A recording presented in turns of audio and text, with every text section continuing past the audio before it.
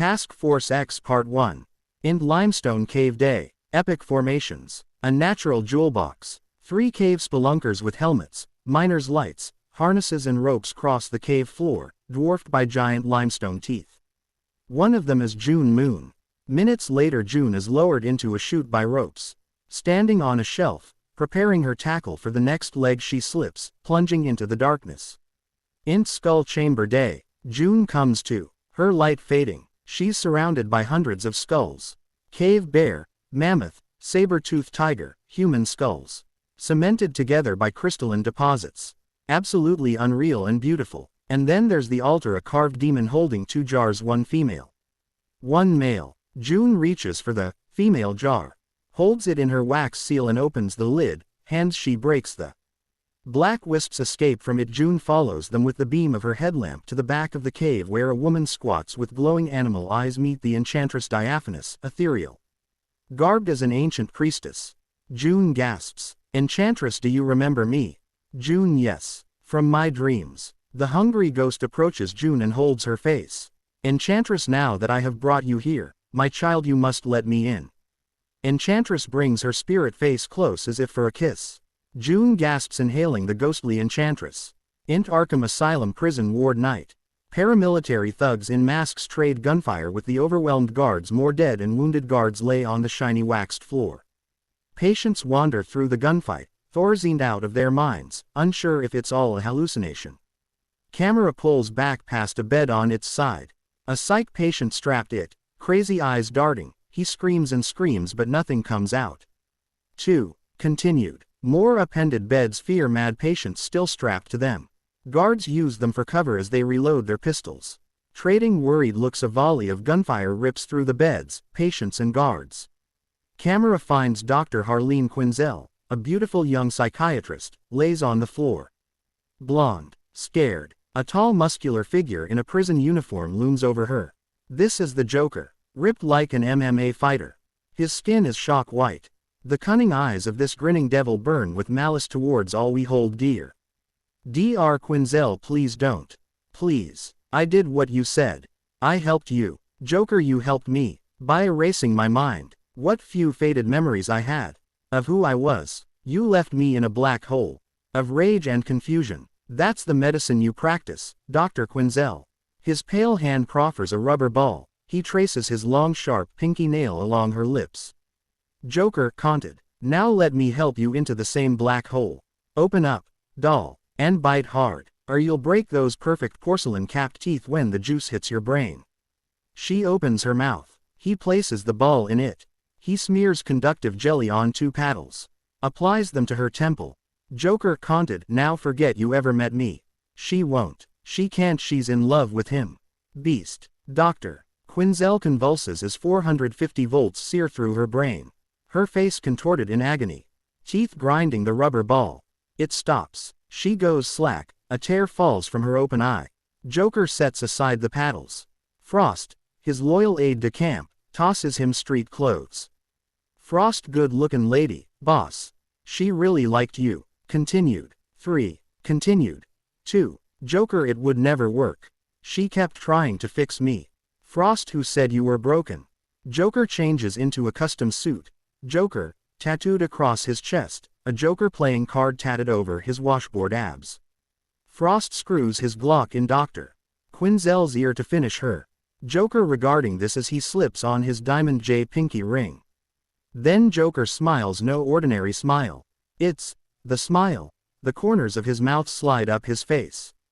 A vast deadly rictus. A hyena's smile. Inhuman, insane, predatory. Frost knows the smile and fears it. Frost holsters his Glock. Int Bell Rev Harley's Cage Night.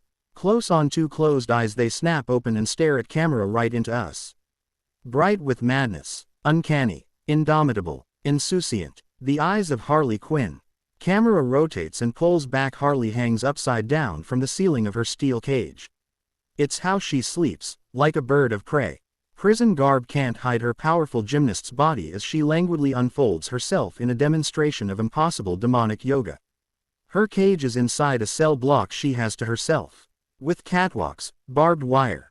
This supermax prison has been up-armored like a military firebase. A group of guards stands there watching her. Waiting ominously. Outfitted like Blackwater in Fallujah. They are fucking scared of her. Their redneck leader is Captain Griggs, a vain and tyrannical bureaucrat. Griggs. You know the rules, hotness. Stay off the bar's floor. You sleep on the Harley. I sleep where I want. When I want. With who I want. Griggs, you're in my house, little missy. You break my rules, you pay me. Into Mike, hit her. Continued. 4. Continued. Bees pow. The guard in the control room electrifies the bars of her cage, blowing Harley off the bars. She lands on her back. Stunned. Shaking it off. The guard's approach is one. An enraged Harley springs to her feet. KTANG. Sidekick howls her warcry and charges the bars.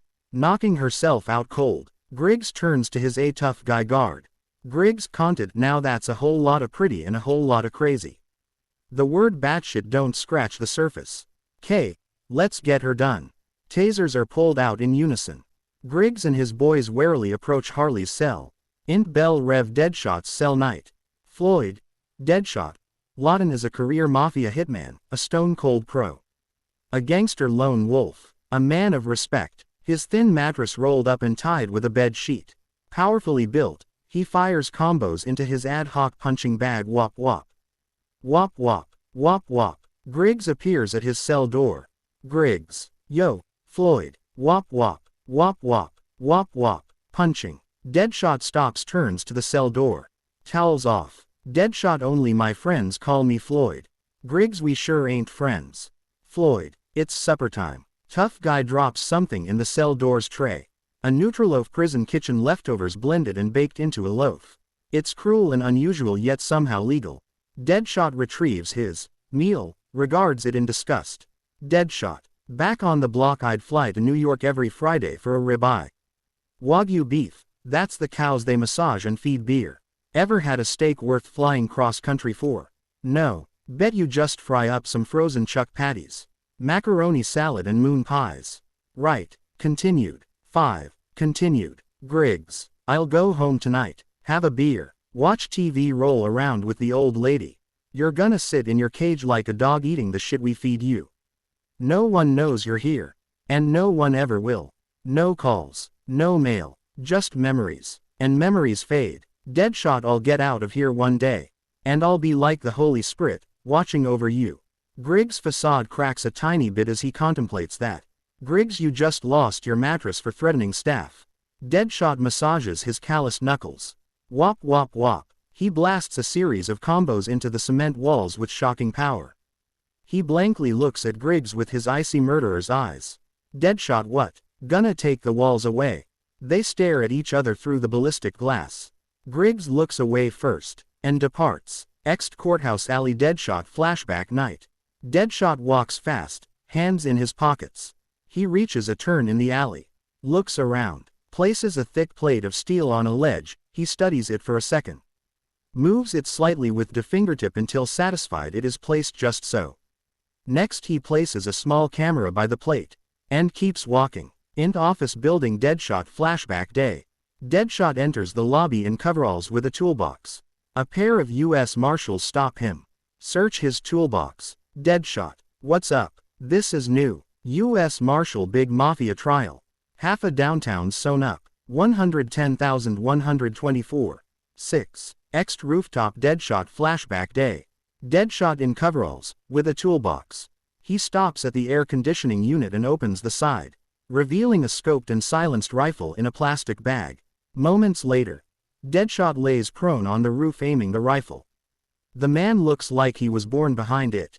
He snaps a smartphone into a clip on the weapon.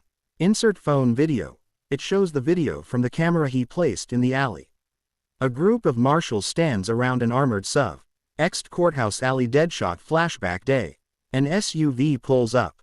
Marshals open the door for a mafia snitch. You'd think this guy was the president with all the security. Deadshot aims at the steel plate he placed earlier, aiming almost by feel. 5. Characters. Bam. The bullet hits the steel plate, ricochets down the alley. KTANG. The bullet passes through the open door of the SUV through the teeniest gap between two hulking marshals. Thwap. And into the snitch's neck. Marshals catch him as he falls dead. where they think the shot came from. Bewildered others point to clueless. Ext rooftop Deadshot flashback same time.